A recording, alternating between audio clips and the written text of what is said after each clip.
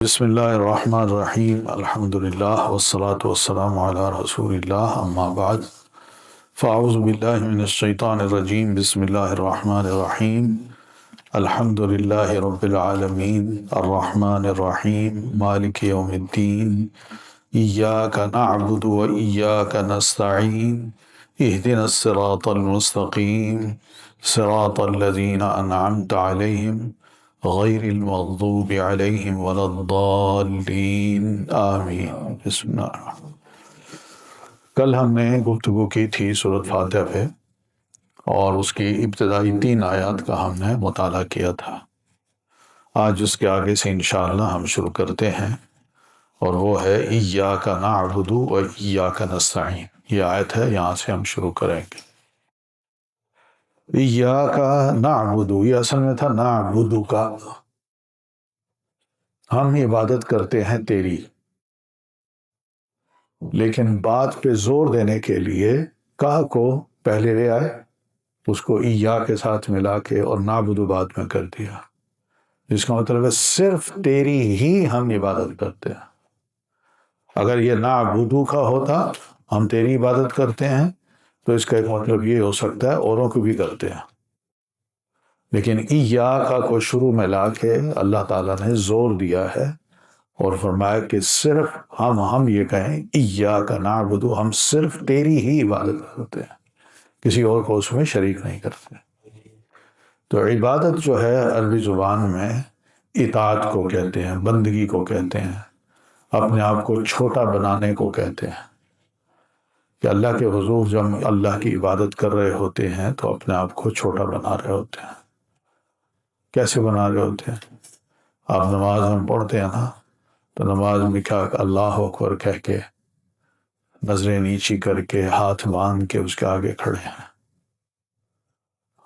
اور اسی کے لیے جو بہترین کلمات ہیں قرآن مجید کے وہ ہم پڑھ رہے ہیں، اس کے ساتھ صورتیں بھی ہیں۔ پھر اس کے بعد جب رکوع کرتے ہیں تو رکوع میں بھی جھک جاتے ہیں اسی کے آگے، اور پھر سجدہ کرتے ہیں تو اور زیادہ جھک جاتے ہیں، اپنے آپ کو اور چھوٹا بنا لیتے ہیں۔ تو یہ چھوٹا بنانا اللہ کے حکم کے آگے، اللہ کی ذات کے آگے اپنے آپ کو، یہ کیا ہے؟ عبادت ہے۔ تو عبادت کا مطلب صرف یہ نہیں ہے کہ ہم عبادت کریں، نماز پڑھیں، روزہ رکھیں، حج کریں، زکوٰۃ کریں یا قرآن مجید پڑھ لیں۔ عبادت کا بڑا وسیع مفہوم ہے۔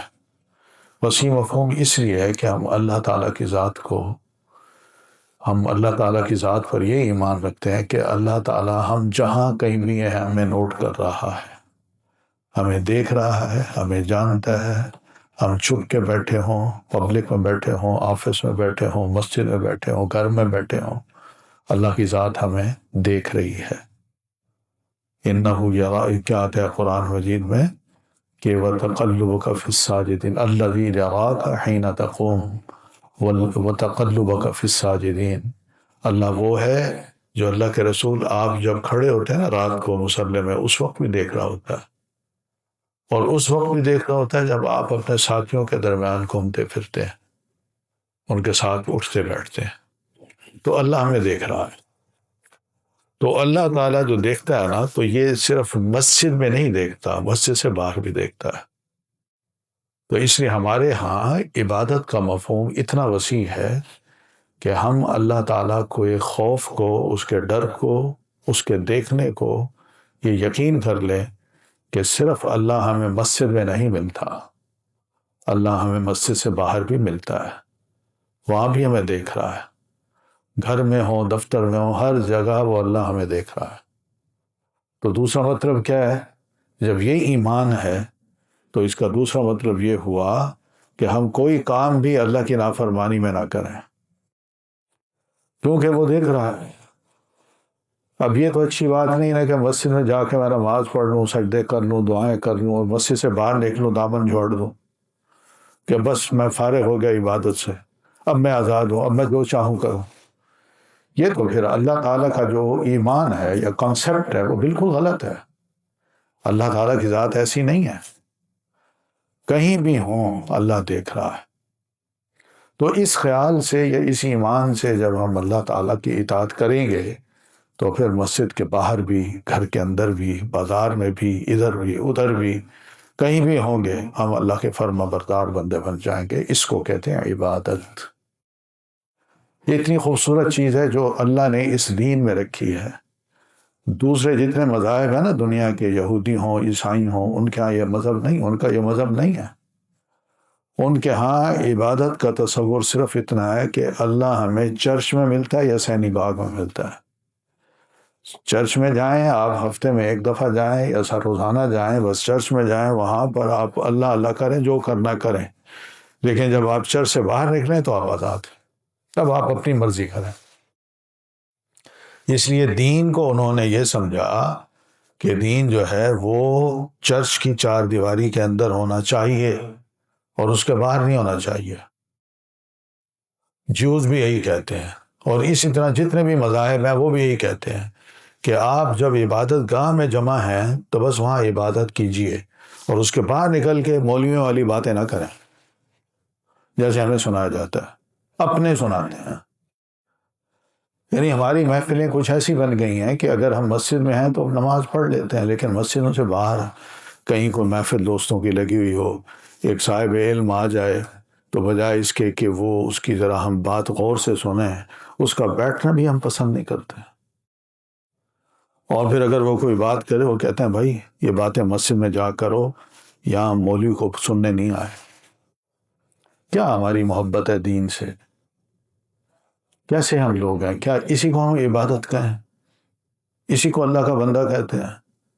ہم میں پھر ان میں کیا فرق ہے؟ وہ چار دیواری کے اندر تو سب کچھ کرنے کو تیار ہیں، لیکن چار دیواری کے باہر نہ حلال کی تمیز کرتے ہیں، نہ حرام کی، نہ جائز کی، نہ ناجائز کی۔ یہ تو ان کا مذہب ہے، ہمارا تو نہیں ہے، ہمارا تو دین ہے۔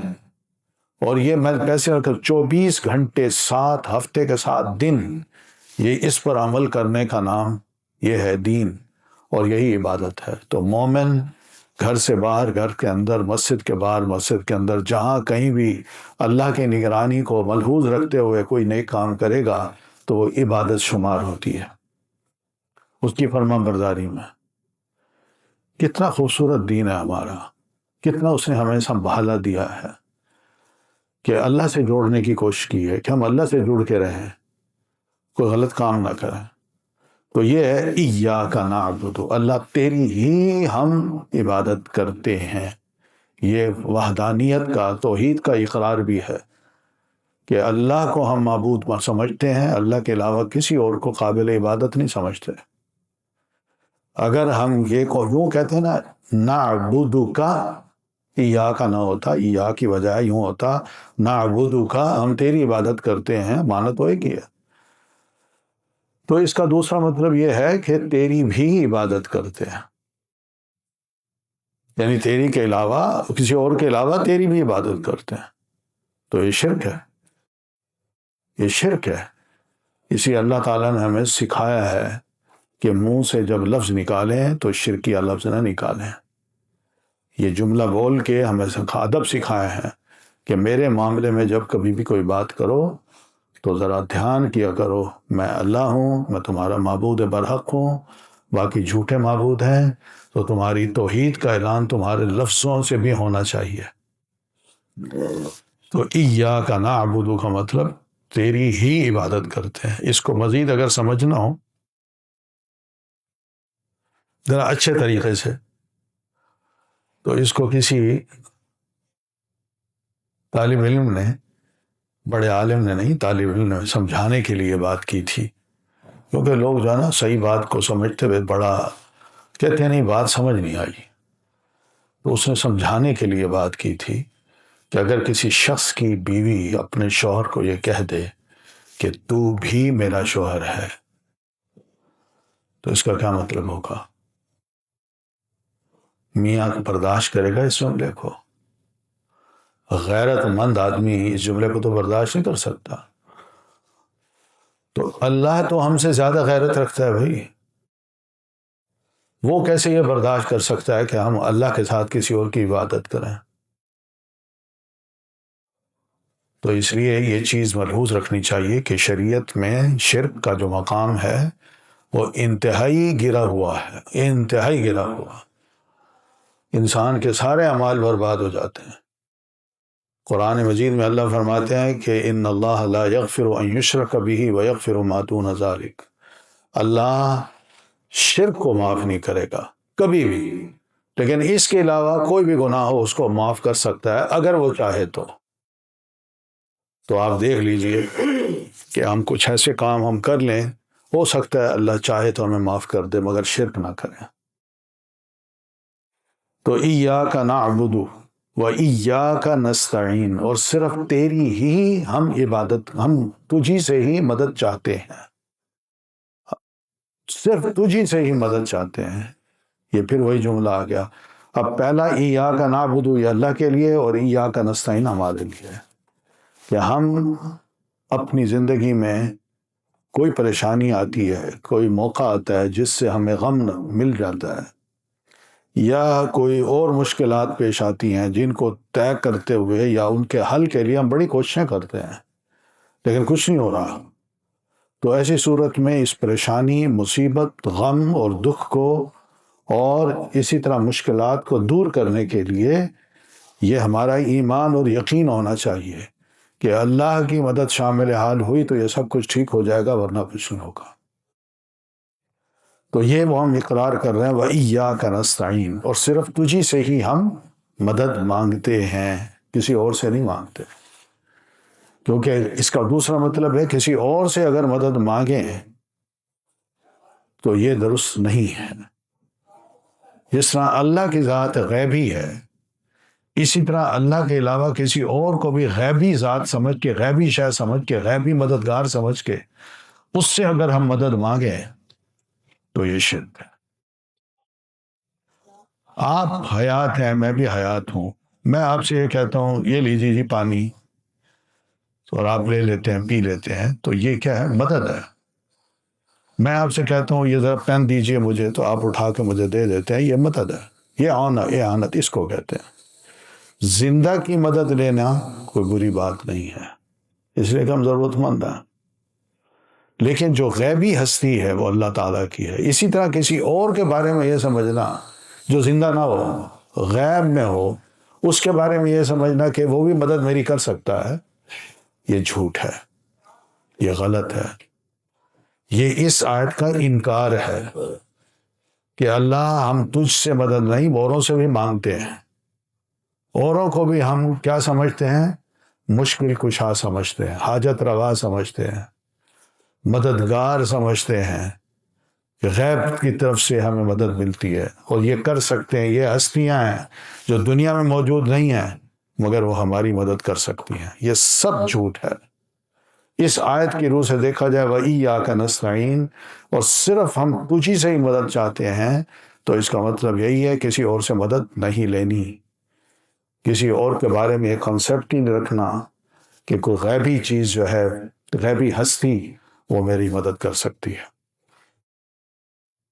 مثال کے طور پر میں اگر کوئی انگوٹھی پہنتا ہوں اور اس میں کوئی سٹون رنگ برنگا سا بڑا لگا لیتا ہوں، اور میری نیت یہ ہے یا میرا ارادہ یہ ہے یا میں اس پر ایمان رکھتا ہوں کہ یہ میرے اندر سے بہت سی تکلیفوں کو، دکھوں کو، مصیبتوں کو دور کرنے والا پتھر ہے، بلکہ میرے مقام کو اٹھانے والا پتھر ہے، مجھے نیچے سے اٹھا کے اوپر کر دے گا، مجھے غریب غربت سے نکال کے امیر بنا دے گا، قسمت بدل دے گا، جی قسمت بدل دے گا، قسمت بدل دے گا، یا پھر یہ پتھر جو ہے مجھے وقت کا وزیر اعظم بنا دے گا۔ یہ اس طرح کی جو سوچیں ہیں، اپنے آپ کو اسی پتھر سے جوڑنا، یہ غیبی چیز ہے۔ پتھر کیا کر سکتا ہے؟ کچھ بھی نہیں کر سکتا۔ پتہ نہیں اس کے اندر کیا میں چیز سمجھتا ہوں کہ میرا ایمان نہیں بن جاتا ہے کہ یہ مجھے اٹھا کے نا تو بادشاہ بنوا سکتا ہے۔ کیسے بنوا سکتا ہے؟ وہ بھی پتھر ہے۔ اس کو صحابہ کرام نے جو سمجھا تھا وہ اسی طرح سمجھا تھا جیسے حضرت عمر رضی اللہ تعالیٰ عنہ کے بارے میں یہ آتا ہے، طواف کرتے دوران انہوں نے حجر اسود کو دیکھا، اس کو چومنے سے پہلے پبلک کے سامنے اس کو ایڈریس کرتے ہیں، یا حجر انکا حجر، اے پتھر تو صرف پتھر ہے، صرف پتھر ہے، لا تنفع ولا تضر، تو نہ فائدہ پہنچاتا ہے نہ نقصان پہنچاتا ہے، یہ میرا ایمان ہے۔ لیکن لولا رأیت رسول اللہ صلی اللہ علیہ وسلم قبلک لما قبلتک، اگر میں نے اللہ کے رسول کو تجھے بوسہ دیتے ہوئے نہ دیکھا ہوتا تو میں کبھی تمہیں بوسہ نہ دیتا، میں رسول کی اطاعت میں تمہیں بوسہ دے رہا ہوں، ورنہ تو پتھر ہے، کچھ نہیں کر سکتا میرا۔ تو یہ ایمان ہونا چاہیے، نہ کہ یہ کہ جناب میں وہ کیا کہتے ہیں سلیمانی انگشتری وہ میں پہن لوں گا تو سلیمان علیہ السلام کی طرح جن بھوت پریاں یہ ساری میرے تابع ہوں گی اور میں جو چاہوں ان کے ساتھ ان سے کام لے لوں۔ یہ عجیب سے کانسیپٹس ہیں جو ہمارے اندر آ گئے ہیں۔ اسی طرح بزرگوں کے بارے میں یہ سوچیں جو دنیا سے نکل چکے، فارغ ہو گئے، دنیا سے فارغ ہو کے اگلے جہان چلے گئے، ان کے بارے میں یہ سوچوں کہ ان کی روح جو ہے وہ یہاں میرے پاس آتی ہے، جمعرات کو آتی ہے، میرے گھر میں آتی ہے۔ تو یہ اگر میں سوچتا ہوں تو یہ میری اپنی سوچ ہے بھائی، میرے پاس کوئی دلیل نہیں ہے کہ میں یہ کہوں کہ جناب روح آتی ہے، یہ تو میں خود بخود بیٹھے بیٹھے ایک عقیدہ بنا لیا میں نے، مگر روح آتی کیسے آتی ہے؟ کیا ثبوت ہے اس کا تمہارے پاس؟ اور پھر اس روح کے بارے میں یہ سوچنا کہ وہ گھر آ کے میرے گھر کے حالات دیکھتی ہے کہ کیا ان کو مجھ سے ہمدردی بھی ہے یا نہیں، یا ان کا عقیدہ یہ ہے کہ مر گیا مردود، نہ فاتح نہ درود۔ ایک جملہ جو کسا جاتا ہے یہ اس لیے کسا جاتا ہے۔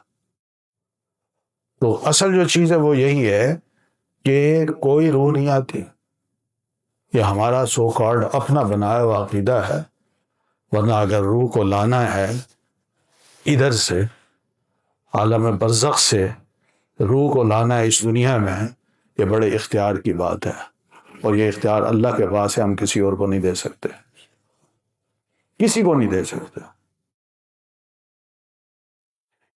پھر دوسری بات یہ ہے، یہ خود ساختہ ہے یہ مسئلہ کہ روح جو ہے نا دنیا میں آتی ہے، اللہ کے سسٹم کو بھئی ہم سمجھیں نہیں۔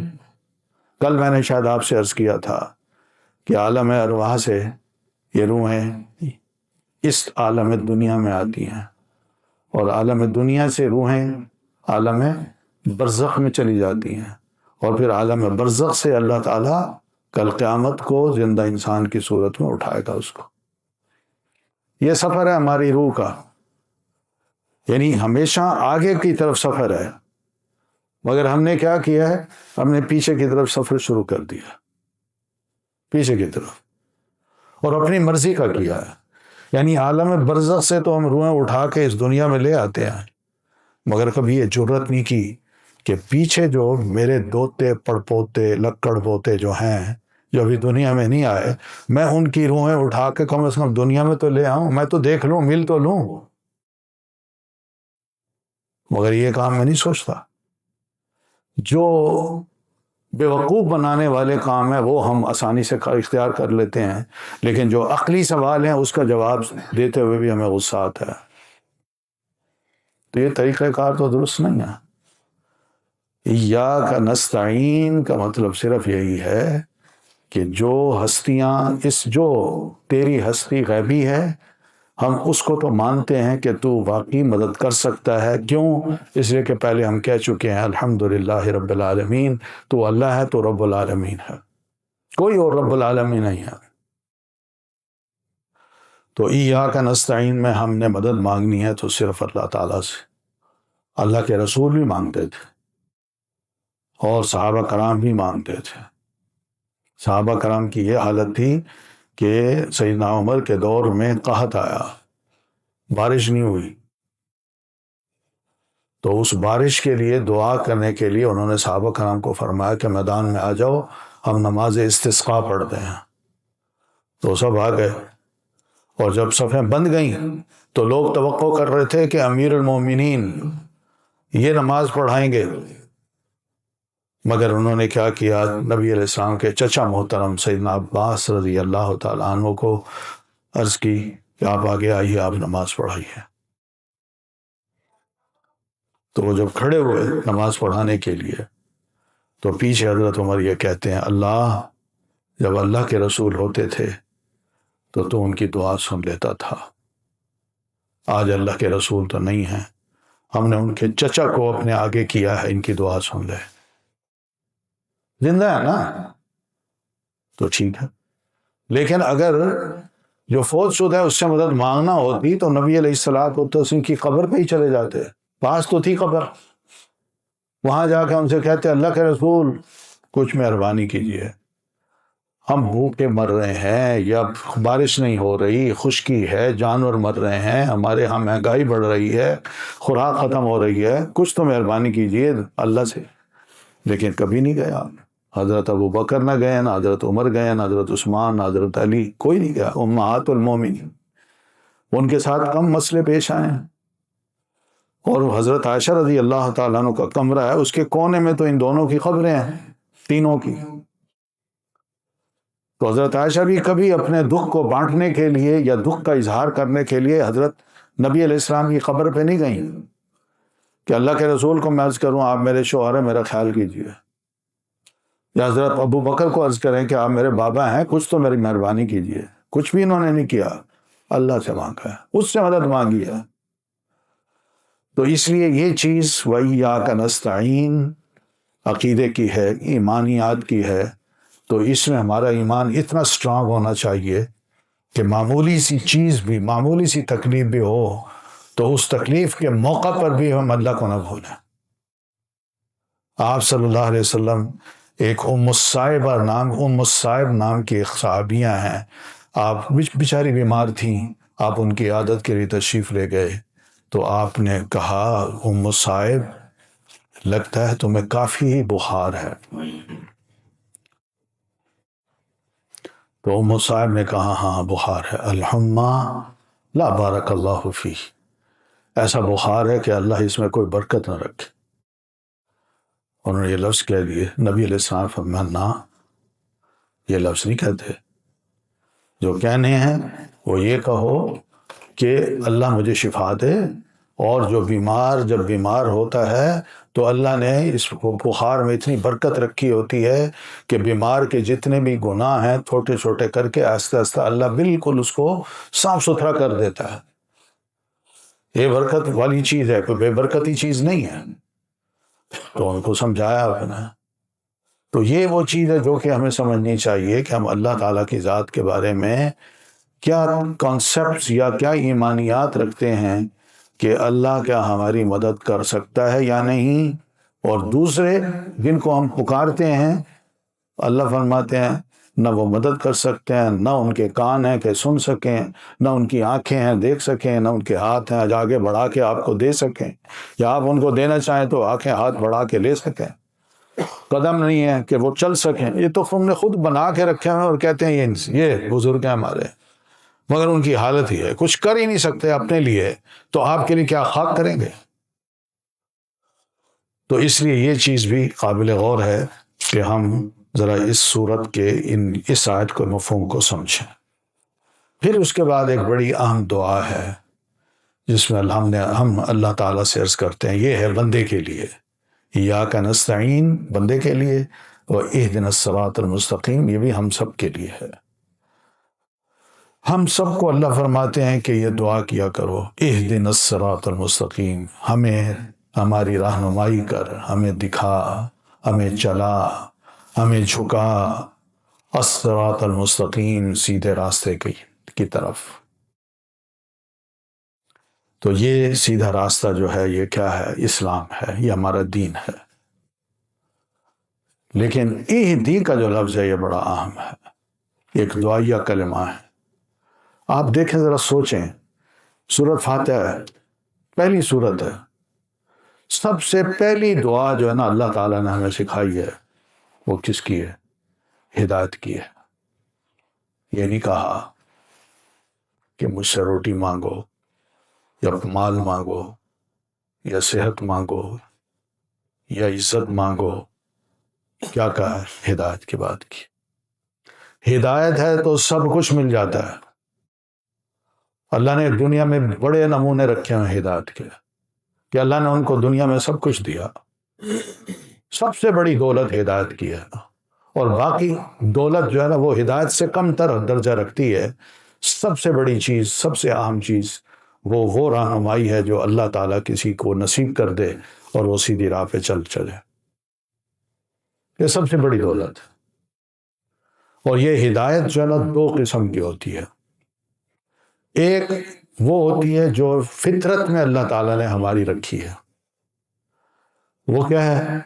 وہ رہنمائی ہے کہ جب بچہ پیدا ہوتا ہے تو ماں اس کو اٹھا کے اپنے سینے سے جب لگاتی ہے تو بچہ کا رونا بند ہو جاتا ہے، اس کا منہ کھلتا ہے، ماں کے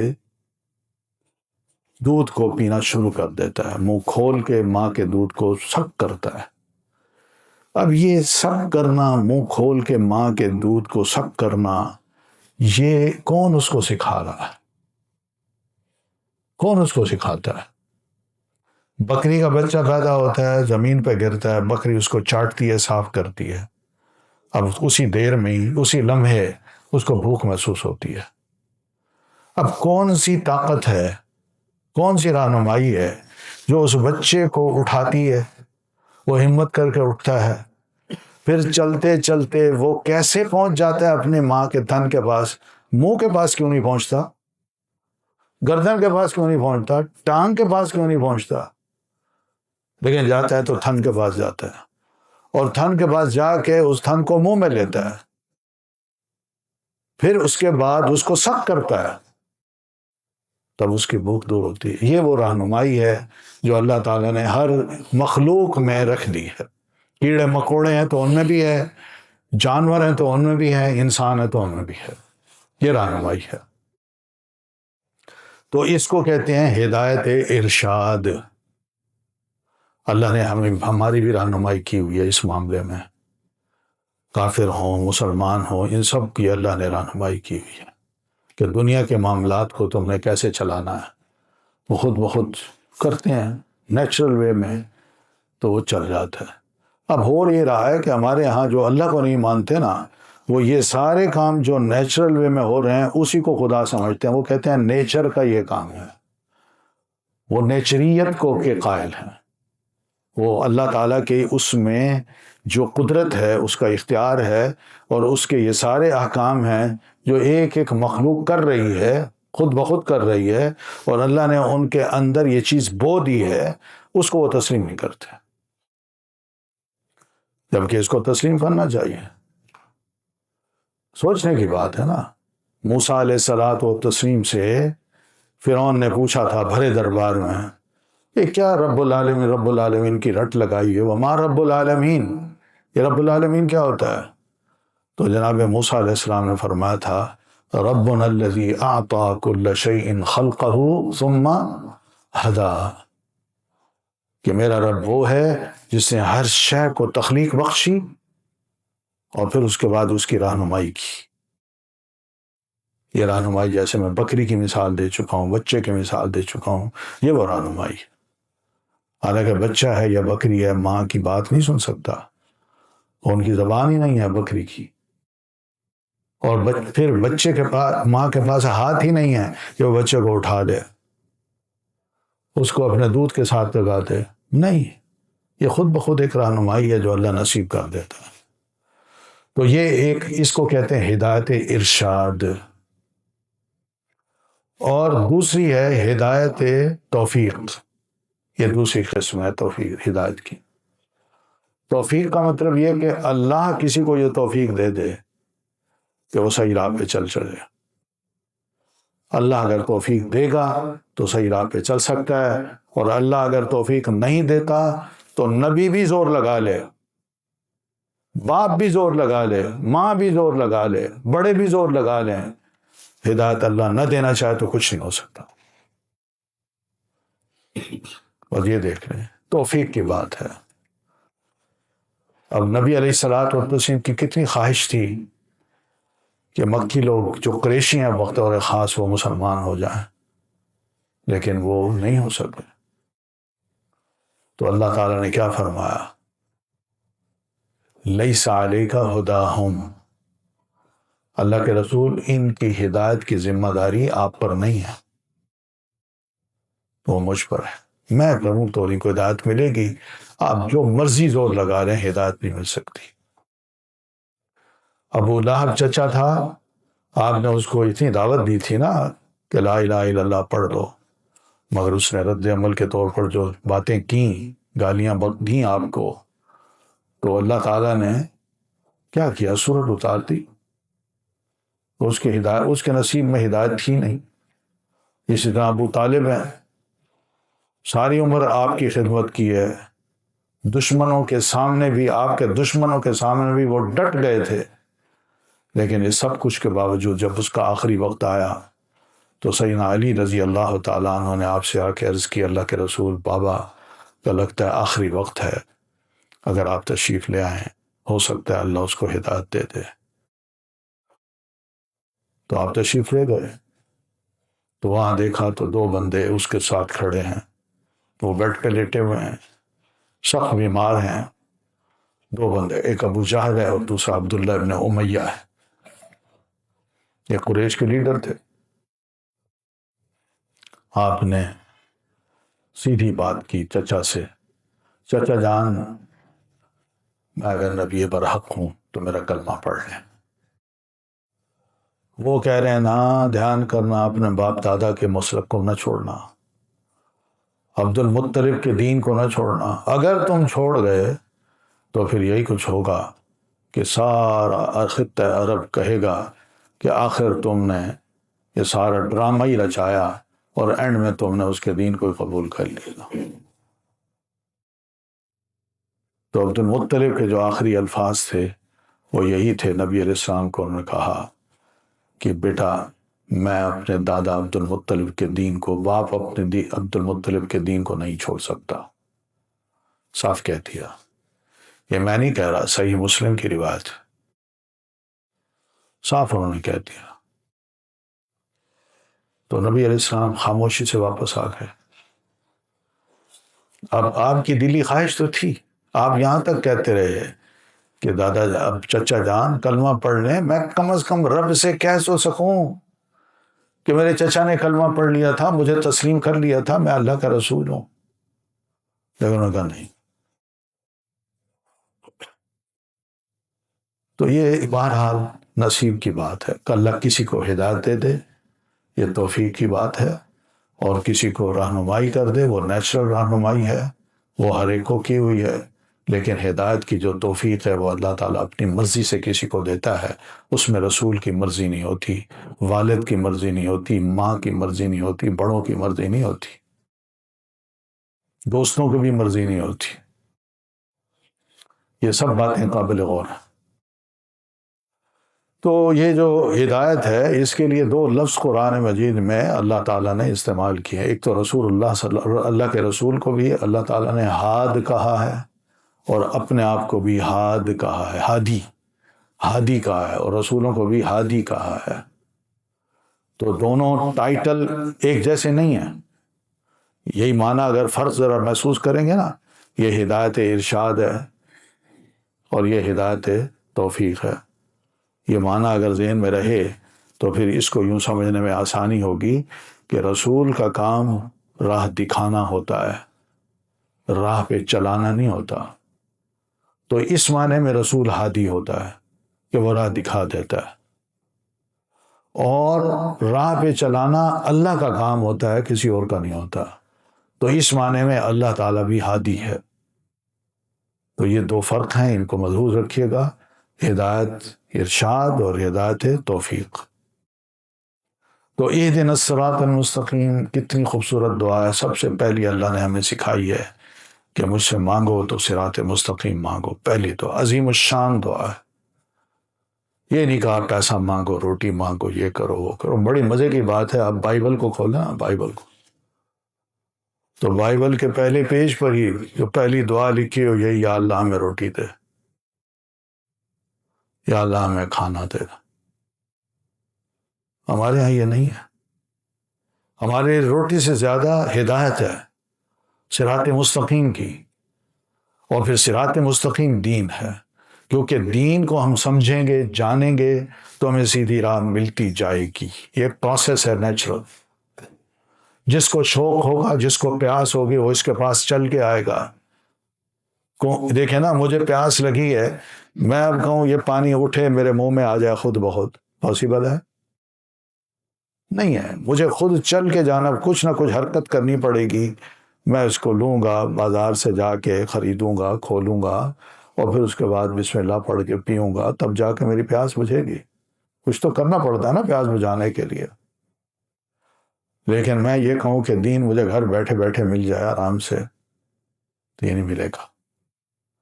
صراط مستقیم کے لیے کچھ نہ کچھ کرنا پڑتا ہے، تھوڑی سی محنت کرنا پڑتی ہے، اس کے لیے وقت نکالنا پڑتا ہے، اس کے لیے اپنی صلاحیتوں کو لگانا پڑتا ہے، اور پھر اسی کے لیے اپنے شوق کو بڑھانا بھی پڑتا ہے۔ تب جا کے اگر اس راہ میں مجھے مال خرچ کرنے کی ضرورت ہے وہ بھی کر دوں، تو کم از کم یہ ہے کہ اپنے اوپر لگاؤں، کتابیں خریدوں، اس کو پڑھوں، ٹیچر کو اگر کوئی اپوائنٹ کیا ہے تو اس کی کوئی کیا ہوتا ہے تنخواہ ہوتی ہے یا مہینے کی جو ٹیوشن فیس ہوتی ہے بندہ وہ دے دے، کوئی نہیں، ایک وقت بندہ کوئی وقت نکال کے مجھے پڑھا رہا ہے تو کوئی حرج نہیں۔ آخر انگریزی پڑھنے کے لیے تو ہم پیسے دیتے ہیں نا، تو اگر کوئی دین پڑھانے کے لیے تھوڑا سا وقت دے دیتا ہے تو اس کو ہم ویلیو ہی نہیں دیتے۔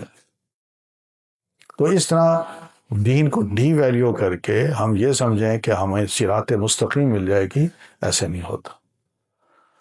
صراط مستقیم کے لیے کوشش، محنت، خلوص کی ضرورت ہے، اور سب سے آخر میں دعا کی ضرورت ہے۔ یہ دعا ہے نا، تو ہم اگر واقعی صراط مستقیم چاہتے ہیں تو اس پر چلنا شروع کریں، اللہ گارنٹی دیتا ہے کہ میں ہدایت دے دوں گا۔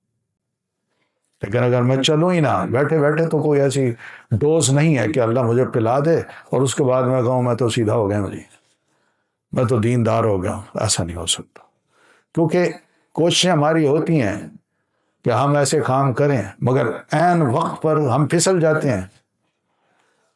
اور دیکھیں ہمارے ہاں شادیاں ہیں، میتیں ہیں، غم کے مراحل ہیں، ان میں ہم کتنا فضول کام کرتے ہیں۔ وہ ٹیسٹ ہوتا ہے ہمارا۔ ہم ادھر تو کہتے ہیں ہم نمازی ہیں، بڑے اچھے ہیں، موحد ہیں، وہابی ہیں، ٹائٹل بھی لیتے ہیں، دوسروں سے طعنے بھی سنتے ہیں، لیکن اس کے باوجود جب کام وقت آتا ہے اس پہ عمل کرنے کا تو میں فضول خرچی کو زیادہ کرتا ہوں۔ آپس میں ہم لڑتے ہیں، نفرت کا اظہار کرتے ہیں، جبکہ اللہ ہمیں کہتا ہے بھائی بھائی بن کے رہو، تفرقہ مت پیدا کرو، فضول خرچی سے بچو، لا تسرفوا ان اللہ لا يحب المسرفین، مگر ان آیتوں کو ہم محسوس نہیں کر رہے۔ تو یہ وہ چیز ہے جو صراط مستقیم کی ہے کہ اللہ ہمیں ایسی سیدھی راہ دکھا کہ جس پہ ہم چلیں اور تیری رضا حاصل ہو۔ یہ خواہش ہوتی ہے اور مسلمان کی ہونی چاہیے، اللہ سے یہی دعا کرتے رہنا چاہیے۔ اس دعا کو ہم قرآن مجید کی اس دعا کو ہم ہر نماز میں پڑھتے ہیں کہ نہیں؟ پڑھتے ہیں نا۔ تو ایک نماز پڑھنے کے بعد جب دوسری نماز پڑھنے کے لیے آتے ہیں پھر بھی یہی دعا کر رہے ہوتے ہیں۔ کبھی خیال آیا یار 65 سال کا ہو گیا ہوں، 70 سال کا ہو گیا ہوں، دعائیں کر رہا ہوں، ابھی تک مجھے ہدایت نصیب ہی نہیں ہوئی، کیا فائدہ ایسی دعا کرنے کا؟ کبھی خیال آیا ہمیں تو نہیں آتا۔ عمر گزر جاتی ہے، دنیا سے رخصت ہو جاتے ہیں، مگر توبہ ہم نہیں کرتے۔ چھوٹے موٹے گناہ جو ہے نا ان کے لیے یہ دعا بار بار کرنے کی تاکید کی ہے۔ میں نے نماز پڑھی، پھر نماز پڑھ کے گھر گیا، دوسری نماز کا انتظار کرتا رہا، اور پھر دوسری اذان ہوئی تو نماز پڑھنے کے لیے پھر مسجد آیا، مگر اس دوران میں اگر اپنا انالیسس کروں تو میں فرشتہ نہیں تھا، مجھ سے ضرور کوئی نہ کوئی غلطی ہوئی ہے، زبان سے، آنکھ سے، قدم سے، ہاتھ سے، سلوک سے، ضرور کچھ نہ کچھ ایسی غلطیاں ہو جاتی ہیں جس کو گناہ کہتے ہیں۔ تو یہ جو گناہ ہوتے ہیں ایک نماز اور دوسری نماز کے درمیان، اس کے لیے ہم یہ بار بار دعا کرتے ہیں اللہ ہمیں سیدھی راہ دکھا، ان سے بھی بچ جائیں، ان سے بھی توبہ کر لیں۔ یہ اس لیے ہم دعا کرتے ہیں، بار بار اس لیے پڑھی جاتی ہے، ساری عمر پڑھتے رہتے ہیں، شیطان ہمارے پیچھے لگا ہوا ہے، وہ نہیں چاہتا کہ ہم شیطان نہیں چاہتا کہ ہم اللہ کے بندے بنیں، وہ یہ چاہتا ہے کہ میرے بندے بن جاؤ۔ مگر اللہ کہتا ہے کہ ان اللہ ولی الذین آمنوا، اللہ اہل ایمان کا دوست ہے۔ لیکن شیطان کے بارے میں کہتا ہے ان الشیطان لکم عدو، مسلمانوں، انسانوں، شیطان تمہارا دشمن ہے۔ فاتخذوہ عدوا، اس کو اپنا دشمن بنا کے رکھنا، کہ تو چاہتا ہے میں جہنم میں جاؤں، میں ایسے کام بالکل نہیں کروں گا، بلکہ میں جنت میں جانے والے کام کروں گا۔ یہ شیطان سے دشمنی ہے اور یہ اللہ سے دوستی بھی ہے۔ لیکن اگر میں اس کو دوست بنا لوں تو پھر سوچئے اللہ کو ناراض کر کے مجھے کیا ملے گا؟ کچھ نہیں مل سکتا۔ اس لیے صراط مستقیم جو ہے، سیدھی راہ، سیدھا کہتے ہیں، مستقیم کہتے ہیں ایک سیدھی لکیر آپ کھینچ لیں، اس پہ چلیں آپ، یہ مستقیم ہے۔ لیکن اسی لکیر کو آپ ذرا ٹیڑھا میڑھا کر دیں، بے شک ادھر جا رہی ہے لیکن یوں ہے، زگ زیگ ہے، یا سیدھی ہے کہیں جا کے ٹیڑھی ہو گئی ہے پھر سیدھی ہو گئی ہے، تو یہ صراط مستقیم نہیں ہے۔ صراط مستقیم یہ ہے کہ بالکل سیدھی راہ، سیدھی، نہ ٹیڑھ ہو اس میں اور نہ ہی زگ زیگ ہو۔ اس سے آپ اندازہ کر لیں کہ اللہ ہم سے کیا چاہتا ہے اور ہم اللہ سے کیا دعا کر رہے ہیں، کیسی دعا ہمیں مانگی ہے۔ اہدنا الصراط المستقیم، تو معمولی صراط مستقیم ہے، سیدھی، بالکل آسان بھی ہے اس پہ چلنا، مگر مسئلہ یہ ہے نا، عین وقت پر شیطان آ کے ہمیں ذرا ٹھیڑا کر دیتا ہے، الٹے کام کرواتا ہے ہم سے، غلط بلواتا ہے ہم سے، اور نتیجہ یہی نکلتا ہے صراط مستقیم سے ہم آہستہ آہستہ بھٹک جاتے ہیں۔ پھر اللہ نے اس کی مثال دی کہ صراط مستقیم دیکھنی ہو نا، تم جو دعا مانگ رہے ہو تو پھر ذرا سوچ لو، صراط الذین انعمت علیہم، ان لوگوں کا راستہ اللہ دکھا جن پر تو نے انعام کیا۔ انعام کا مطلب تیری بلیسنگز، تیری رحمت، تیرا انعام، تیری مغفرت، تیری بخشش ان کے شامل حال رہی۔ تو ایسے لوگوں کی راہ ہمیں دکھا دے۔ اور یہ کون لوگ ہیں؟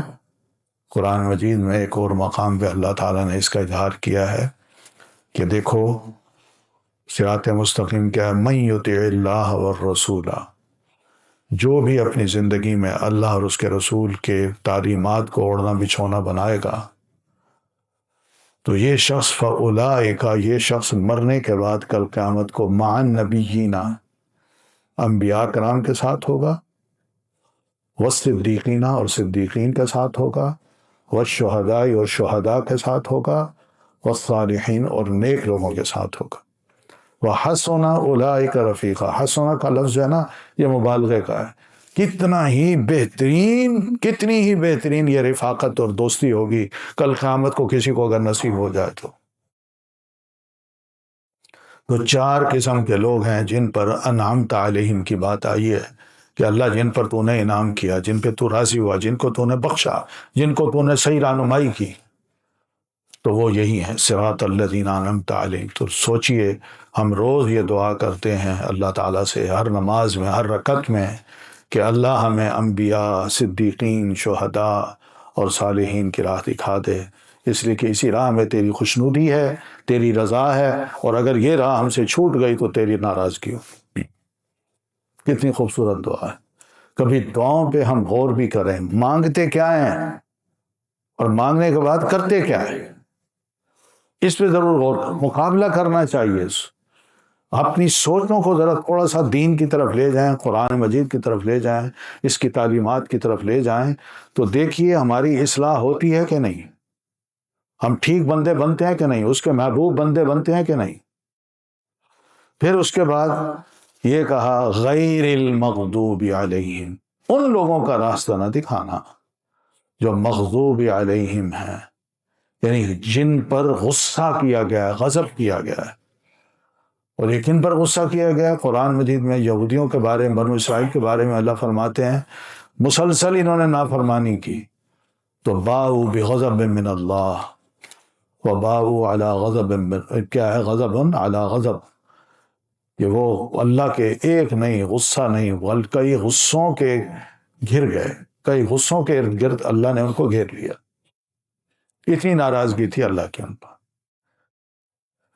غضب اللہ علیہم، پھر یہ بھی ہے کہ اللہ کی کھل کے جو تعلیمات ہیں اس کی نافرمانی کرنے والا چاہے وہ مسلمان ہی کیوں نہ ہو، اللہ نے اس کے لیے فرمایا غضب اللہ علیہم، اللہ کی ان پر بھی سخت ناراضگی ہوگی۔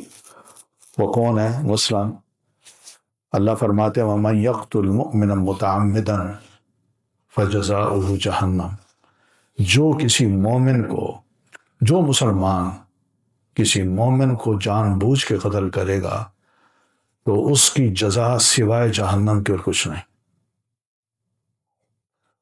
جزاؤ جہنم خالدین فیہا، ہمیشہ وہ اس میں رہیں گے۔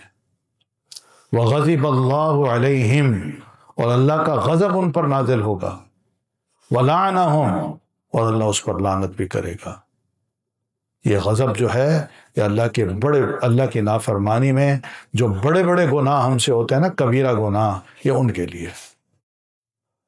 تو دوسرا مطلب یہ کہ اللہ نہ جیوز کی طرح ہمیں بنا کہ جو بار بار تیری شریعت کا مذاق اڑاتے تھے، تیرے انبیاء کرام کو قتل کرتے تھے، تیری کتابوں کا مذاق کی نافرمانی کرتے تھے، ہم وہ غضب نہیں چاہیے، ہم ایسے بندے نہ بنا۔ اور دوسرا ایسے بندے بھی نہ بنا کہ تیری شریعت ہو اور اس کے احکام ہوں جس میں فرائض ہوں، حلال حرام کی چیزیں ہوں، اور ہم ان کے تمیز کیے بغیر سارے کام کرتے جائیں، تو اللہ ہم نہیں چاہتے کہ ایسا غضب ہم پر نازل ہو۔ تو یہ چیزیں قابل غور ہیں ہم سب کے لیے۔ آج مسلم امہ کا جو حال ہے وہ ہم بیٹھ کے تبصرے تو کرتے ہیں، مگر یہ غور کیا کیجئے کہ ہم مسلمان ہیں تو صحیح، مگر کیا واقعی یعنی باعمل ہیں یا بے عمل لوگ ہیں؟ اور بے عملی وہ بھی چھوڑیے، بلکہ اب تو بدعملی آ گئی ہے زیادہ۔ تو یہ بدعملی جو ہے یہ ہمیں کہاں لے کے جائے گی؟ سیدھی بات ہے، موت کی طرف ہم جا رہے ہیں، آگے دو مقامات ہیں، یا جنت ہے یا جہنم ہے، اور تو کوئی تیسری جگہ ہے نہیں۔ تو جنتیوں والے کام جو ہے نا صراط الذین انعمت علیہم والے ہیں، اور مغضوب علیہم کا ایک معنی علماء نے یہ بھی کیا ہے کہ جس کے پاس کسی مسئلے کا علم ہو، جو شرعی مسئلہ ہے اس کا علم ہو کہ یہ حرام ہے اور یہ حلال ہے، وہ جانتے بوجھتے حرام کام کو کر رہا ہے، تو یہ بھی مغضوب علیہم ہے۔ تو جیوز جو تھے ان کے پاس کتاب تھی تورات، اس کا علم ان کے پاس تھا، مگر اس علم کو وہ چھپاتے تھے، جانتے تھے، اس کی مخالفت کرتے تھے، عملی زندگی میں بھی مخالفت کرتے تھے۔ تو یہ وہ چیز انہی جیسا جو اگر کردار ہمارا ہے تو یہ تو بڑی غلط بات ہے۔ اس لیے نبی علیہ الصلاۃ والتسلیم ہیں، یہ صحابہ کرام ہیں، ہمارے بزرگ ہیں، ان کا ایک نتیجہ انہوں نے ان تمام آیات کا اور رسول اللہ علیہ وسلم کی احادیث کا نتیجہ یہ نکالا ہے کہ جس کے پاس علم ہو مگر وہ اس پر عمل نہ کرے، اس کے اندر جیوز والی عادتیں ہیں، اور جس کے پاس جہالت ہو اور اپنی مرضی سے دین کو بناتا چلا جائے، اس کے پاس پھر کرسچن والی عادتیں ہیں۔ یہ ضال ہے، یہ گمراہ ہے، اور پہلے مغضوب علیہم۔ تو اللہ نے نام نہیں لیا، مگر رسول اللہ صلی اللہ علیہ وسلم نے اور صحابہ کرام نے ان سے مراد یہی کچھ لیا ہے، حدیث میں یہ آتا ہے۔ لیکن اس کو وسیع معنی دیں تو وسیع معنی میں یہی بات بالکل صحیح ہے کہ جس کے پاس شریعت کا علم ہو، وہ جانتا ہو کہ یہ حرام ہے، یہ اللہ کی نافرمانی ہے، کھلی نافرمانی ہے، میں کر رہا ہوں، اور وہ کر رہا ہے، تو یہ جوز کا ٹچ یہ اس کے اندر ہے، تو یہ ٹھیک نہیں ہے، اس سے منع کیا ہے۔ تو یہ سورت پڑھتے ہیں تو اس کے آخر میں ہم کہتے ہیں آمین، آمین۔ یہ کیوں کہتے ہیں؟ رسول اللہ نے فرمایا، صحابہ کرام کہا کرتے تھے اس سورت کے بعد جب آپ ولضالین پڑھتے تھے تو آپ صلی اللہ علیہ وسلم کو آپ صلی اللہ علیہ وسلم فرماتے ہیں کہ جو شخص امام کی آمین کے ساتھ آمین کہتا ہے، کیونکہ امام نے جو ہی آمین کہی تو فرشتے بھی اس موقع پہ آمین کہتے ہیں، تو جس کی آمین فرشتوں کی آمین اور امام کی آمین سے مل گئی تو اللہ کی رحمت کے دروازے اس کے لیے کھل گئے، اس کی دعائیں قبول ہو گئی۔ تو آمین کا مطلب ہے اللہ یہ جو دعا کی ہے اس کو قبول فرما، یہ مطلب ہے اس کا۔ تو بڑی خوبصورت دعا ہے۔ تو اس کے آخر میں یہ آمین، یہ آپ کی سنت ہے۔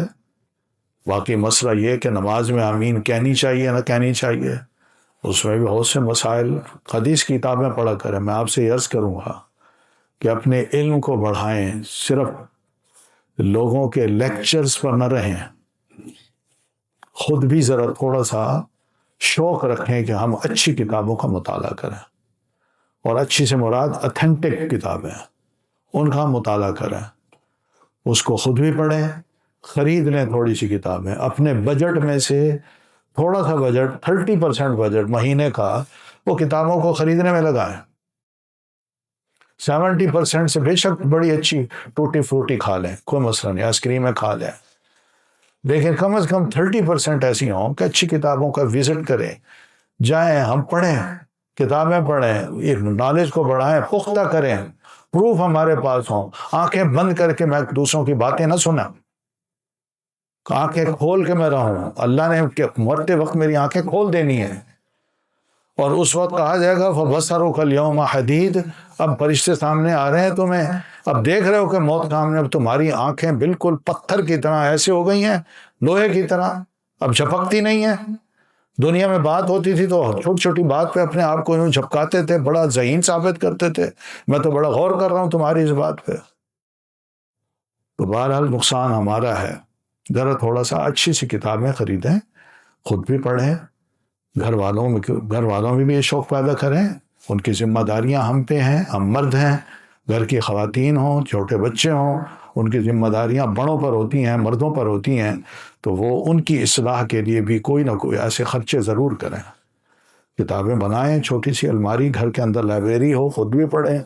آپ نہیں پڑھتے تو کہیں چلے گئے، گھر کی بچیاں پڑھ سکتی ہیں، اس کو فائدہ ہو سکتا ہے۔ پھر بچیوں کے علاوہ کوئی مہمان آتے ہیں، دوست آتے ہیں، وہ بیٹھے ہوتے ہیں، وہ بھی کتاب پڑھ لیتے ہیں، مانگ لیتے ہیں، آپ دے دیں، پڑھو، صدقہ جاری ہے آپ کے لیے۔ لیکن علم کو بڑھائیں۔ علم کو بڑھانے کے لیے بڑا ضروری ہے کہ مطالعہ ہمارا وسیع ہو۔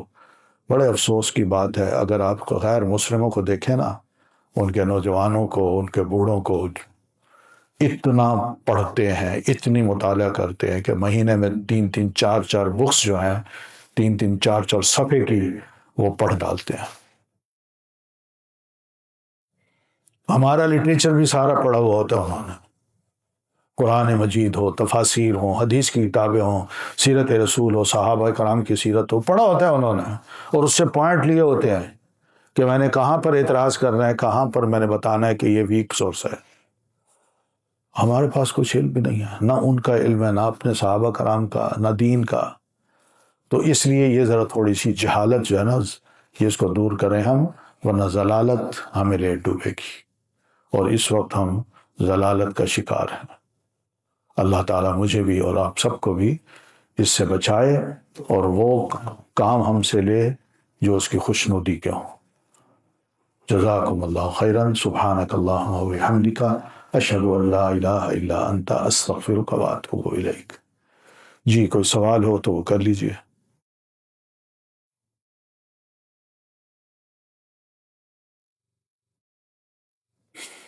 جی کل والے لیکچر سے ریلیٹڈ سوال ہے کہ ہمیں یہ نہیں پتا کہ بسم اللہ آیت ہے یا نہیں، تو ہم نماز میں زیادہ تر لوگ بسم اللہ کو اونچی آواز سے کیوں نہیں پڑھتے؟ کیوں نہیں پڑھتے؟ ہاں، وہ مسئلہ یہ ہے کہ رسول اللہ صلی اللہ علیہ وسلم سے ثابت یہی ہے کہ صحابہ کرام یہ کہتے ہیں کہ آپ جب سورۃ فاتحہ پڑھتے تھے تو الحمدللہ سے شروع کرتے تھے، ٹھیک ہے؟ تو الحمدللہ سے سورۃ فاتحہ شروع ہوتی ہے، تو امام شافعی رحمۃ اللہ علیہ کا کہنا یہ ہے کہ بسم اللہ کو لاؤڈلی پڑھنا چاہیے.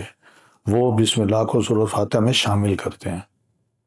ان کے علاوہ باقی جتنے فقہا ہیں علماء ہیں وہ سورۃ فاتحہ میں بسم اللہ کو شامل نہیں کرتے. تو یہ وجہ ہے جو شامل کرتے ہیں وہ پڑھ لیتے ہیں, جو نہیں کرتے وہ نہیں پڑھتے. لیکن اس سے کوئی فرق نہیں آتا. بسم اللہ لاؤڈلی پڑھیں, سائلنٹلی پڑھیں, اس اوکے. لیکن سورۃ فاتحہ کو وہ جو ہے وہ اس طرح ہی پڑھا کرتے تھے. الحمد سے جی. جیسے آپ نے کہا کہ اللہ سے مدد مانگنی چاہیے اور اس کے علاوہ سے بھی مانگنی چاہیے. وسیلہ حج جو ہے, کسی کا وسیلہ, جیسے کہ ہمیں سنا گیا تھا کہ حضرت آدم علیہ السلام کو معافی دی اور کھجور کے درخت کے وسیلے سے ہی ملی تھی. کیا وسیلہ دینا چاہیے؟ نہیں, یہ کہاں لکھا ہے کہ حضرت کھجور کے درخت کے وسیلے سے؟ ایسا کچھ نہیں. نہ, کہاں سے؟ یہ سنی سنائی باتیں ہیں, جو چاہیں لوگ کہہ دیں ہم مان لیں, یہ مناسب نہیں ہے. دیکھیں قرآن مجید کو اگر ہم پڑھیں تو اس میں یہی ہے کہ اللہ تعالیٰ نے آدم علیہ السلام کو توبہ کی دعا سکھائی. ٹھیک ہے, اور وہ کیا تھا کہ ربنا ظلمنا انفسنا وان لم تغفر لنا وترحمنا لنکونن من الخاسرین. اتنا عام کام ہے, اس میں ایک بے جان چیز ہے درخت, اس کی کیا ضرورت ہے؟ کھجور کا درخت کہ جنت میں اس وقت یہ بندہ گیا ہوا تھا جو اس نے دیکھا کہ کھجور کا درخت تھا. وہ ایسا مسئلہ نہیں ہے, کچھ بھی مسئلے نہیں ہے. ہمیں ڈائریکٹ اللہ سے ہی سوال کرنا ہے, اس سے دعا کرنا ہے. وہ کہتا ہے ادعونی استجب لکم, تم مجھ سے دعا مانگو میں تمہاری دعائیں قبول کروں گا. مجھ سے مانگو, کہ اس نے یہ نہیں کہا کہ کسی کو ذریعہ بنا کے مانگو. ٹھیک ہے, تو یہ ہے قرآن مجید کے الفاظ ہیں. اور پھر دوسرا یہ کہ انبیاء کرام جو ہیں ان کو دیکھیں کتنے مشکل مراحل آئے ان کی زندگی میں. انہوں نے کبھی بھی, مثال کے طور پر یوسف علیہ السلام ہیں, قید خانے میں ہیں, انہوں نے جوانی ساری پردیس میں گزار دی, لیکن ہمیشہ انہوں نے دعا اللہ سے کی ہے. یہ نہیں کہا اللہ میرا نبی, میرا والد اللہ کا رسول ہے, اس کے وسیلے سے میں تم سے دعا کرتا ہوں. نہیں, والد کو بھی پتہ نہیں ہے کہ میرا بیٹا کہاں ہے, اور بیٹے کو بھی پتہ نہیں ہے کہ والد کی حالت کیا ہے, لیکن وہ ڈائریکٹ اللہ سے مانگ رہے ہیں. قید خانے میں ہیں تو اللہ سے مانگ رہے ہیں. زکریا علیہ السلام ہیں, بڑھاپے میں اللہ سے دعا مانگتے ہیں اللہ مجھے اولاد دے دے, کوئی درمیان میں وسیلہ نہیں ہے, اور اللہ نے بیٹا دیا یحییٰ, نام بھی خود رکھا. تو اللہ کو ہم سمجھیں اللہ ہے کیا, اس کو وسیلوں کی ضرورت نہیں ہے. یہ سارے وسیلوں کی جو ہم بات کرتے ہیں نا, یہ پیروں فقیروں کے راہیں کھولنے کا ایک طریقہ ہے. ورنہ آپ نیک ہوں آپ دعا کریں, گناہ گار ہیں تب بھی دعا کریں. ایسا مسئلہ نہیں ہے کہ اللہ نیکوں کی سنتا ہے اور گناہ گاروں کی نہیں سنتا. وہ اللہ ہے ہی نہیں جو گناہ گاروں کو نہ بخشے, جو گناہ گاروں کی نہ دعا سنے. تو اس لیے اللہ تعالیٰ کو سمجھنا چاہیے کہ اللہ غفور ہے, رحیم ہے, رحمان ہے, غفار ہے. کیا اس نے اپنی صفات بتائی ہیں کہ میں بہت گناہوں کو بخشنے والا ہوں. بہت بار بار کہتا ہے جتنے مرضی تم گناہ کر لو, تو اتنے گناہ کرو کہ زمین آسمان کے درمیان کا خلا بھی تمہارے گناہوں سے پر ہو جائے, پھر بھی تم چل کے میرے پاس آؤ اور یہ کہو اللہ مجھے معاف کر دے, میں معاف کر دوں گا, ولا ابالی, اور مجھے اس کی پرواہ نہیں ہوگی. یہ اس کی شان ہے, ہم اس کو سمجھیں. کیا نیک لوگوں سے دعا کروانا جائز ہے؟ جی, نیک لوگوں سے دعا, اپنے لیے دعا کروانا جائز؟ بہتر یہ خود کریں, بہتر یہ ہے, کیونکہ حدیث میں آتا ہے کہ قیامت کے روز اللہ 40,000 یا 70,000 لوگوں کو بغیر حساب کتاب کے جنت میں داخل کرے گا.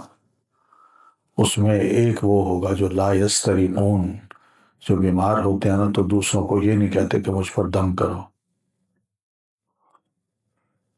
وہ خود دعائیں کرتے ہیں اللہ مجھے معاف کر دے, میرے گناہ معاف کر دے. تو افضل یہی ہے کہ آدمی خود دعا کرے.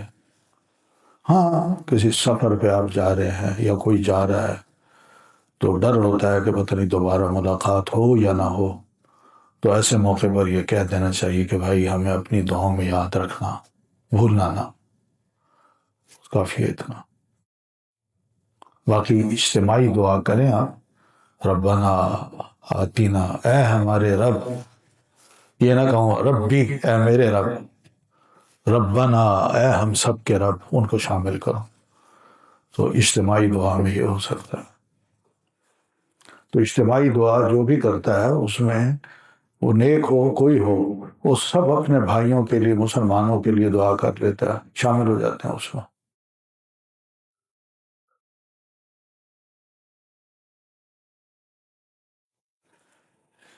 جی کوئی اور بات؟ چلیں ٹھیک ہے، پھر انشاءاللہ نماز پڑھتے ہیں کل، پھر 6:15 نہ 6 بجے ہی پہلے ذرا آپ تشریف لایا کریں۔ ہم چاہتے ہیں کہ آپ کو تھوڑی سی دعائیں بھی سکھا دیں، تو دعاؤں کے لیے یہ بڑا ضروری ہے کہ سیکھی جائیں، ہمیں یاد ہوں۔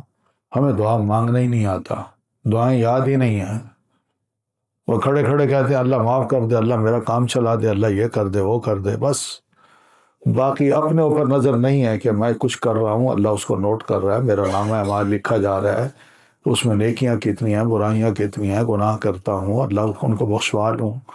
تو اس کے لیے پھر یہ دعائیں جو ہے نا بڑی ضروری ہیں، ہم سیکھیں، دعائیں کیا کریں، اس میں بڑی خیر ہے، اپنے لیے بھی، اپنی صحت کے لیے بھی، اپنی بیوی بچوں کے لیے بھی، بزرگوں کے لیے بھی جو فوت شدگان ہیں ان کے لیے بھی بڑی خیر رکھی ہے ان دعاؤں میں۔ آپ کی دعائیں ان سب کے حق میں اگر قبول ہو جائیں تو بہت بڑی بات ہے۔ جزاکم اللہ خیرا، السلام علیکم ورحمۃ اللہ وبرکاتہ۔